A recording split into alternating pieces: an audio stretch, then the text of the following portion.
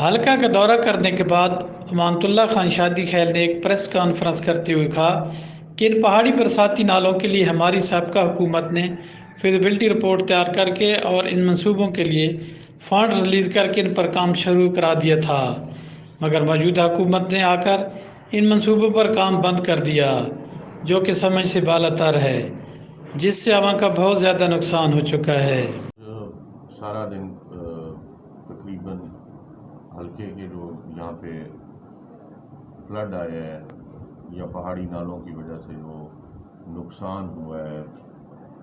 یہاں دودھ پتی شاہ میدان سے لے کے اور عیسیٰ خیل کے آخری کونا شیخ آباد تک مختلف نالوں کا اور مختلف جگہوں کا جہاں پہ نقصان ہوا ہے اور ان علاقوں کا جہاں پہ پانی نے بہت زیادہ تباہی مچائی ہے۔ میں نے آج اپنے دوستوں کے ساتھ وزٹ کیا اور ان لوگوں سے ملاقات کی اور ان لوگوں کی جو مشکلات ہیں میں نے ان سے وہ بھی دریافت کی ہیں اور ان سے یہ بھی ڈسکس کیا ہے کہ پانی کا جو نقصان ہے یہ کس وجہ سے ہو رہا ہے۔ مجھے یہ سمجھ نہیں آتی کہ آپ زیادہ تر، جس میں سے میں آپ کو گنا کے دیتا ہوں، کہ آپ دودھ خیل سے شروع کریں، جابا نالا، آپ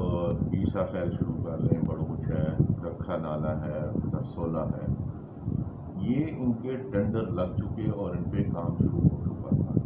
جب ان پہ کام شروع ہو چکا تھا پچھلے 3 سال میں، جب سے گورنمنٹ بدلی ہے،